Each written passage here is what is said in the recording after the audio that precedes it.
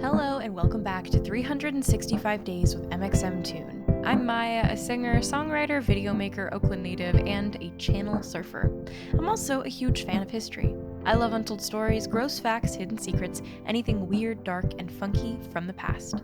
Each day, I'm going to share one of my favorite deep cuts with you, so let's take a look at today's stories. It's 365 with mxmtoon.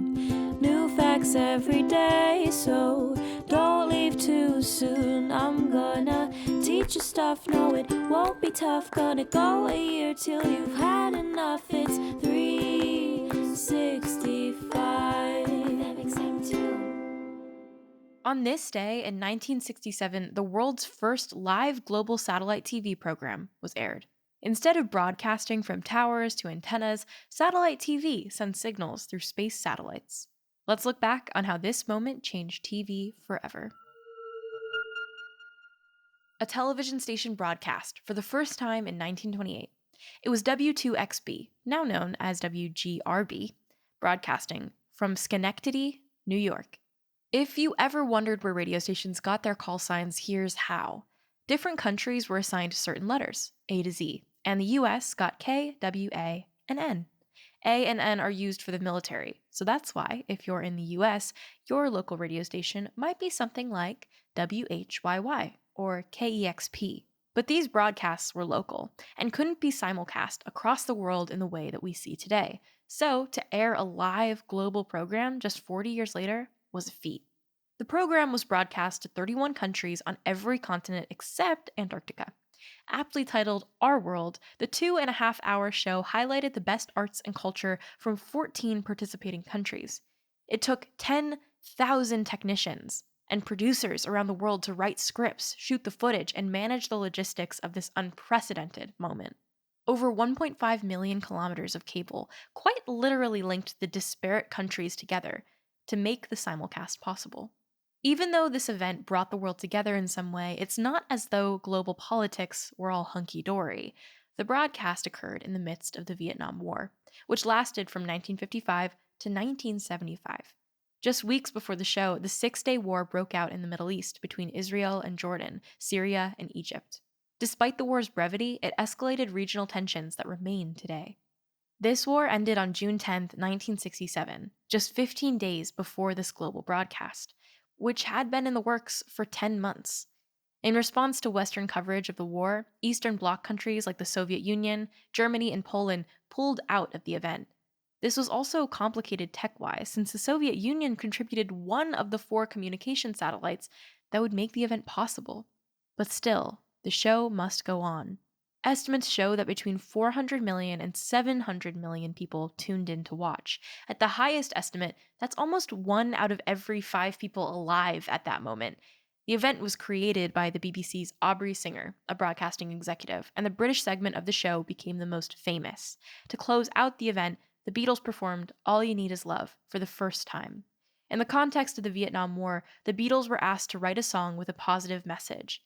They even invited friends like the Rolling Stones, Eric Clapton, Marianne Faithfull, Keith Moon, and Graham Nash to join them on the broadcast. It's like if Beyoncé debuted a new song at the Olympics and featured Lizzo and Olivia Rodrigo, but somehow even bigger than that. Don't underestimate just how intense Beatlemania was in the 60s. Other notable creators like Pablo Picasso and Greek opera singer Maria Callas appeared on the show too, and to make matters more impressive, none of the acts of the show were pre-recorded. Now, global broadcasting is much less complicated, though it's still a feat. Nowadays, television can be shared across regions through the internet, but still, there's something beautiful about so many people coming together to make this event possible, even if it took place in a troubling time. Now, let's talk about music.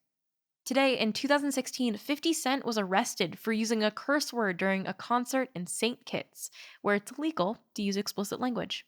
The rapper was hired to host a show on the Caribbean island, but when he arrived, he was asked to perform. The DJ only had explicit versions of 50 Cent's songs, which kind of set him up to use profanities in his performance. So during his song, Pimp, the artist slipped and said, well, if you know the song, you can probably guess. 50 Cent was arrested on a Saturday night and he had to attend a court hearing the following Monday. so his St. Kitts trip was extended. But according to a spokesperson at the time, they just kind of rolled with the situation. The representative said, "Well, we all had a good time. 50 enjoyed it so much he decided to stay longer." And that's a very diplomatic way to put it. 50 Cent ended up paying the $1,100 fine. The rapper DMX, who passed away in April, experienced a similar incident in St. Kitts, paying about a $400 fine in 2003. So I guess if I'm ever lucky enough to perform on the island, I'll be careful about what I say. And now for today's final segment, I'll be looking into my own photo archives to see what I was up to on a June 25th in my life. June 25th, 2009, when I was the prime age of 9 years old, I was in a kayak. I have a photo here that my grandpa took when I was younger.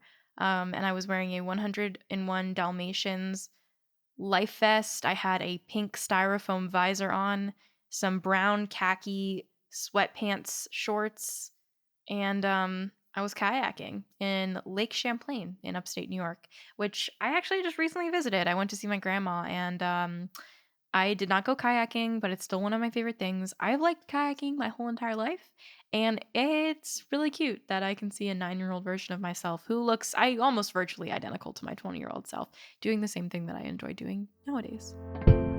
Thanks for going back in time with me, and remember to subscribe wherever you listen to podcasts. You can come back tomorrow for more stories from the past. It's 365 with mxmtoon.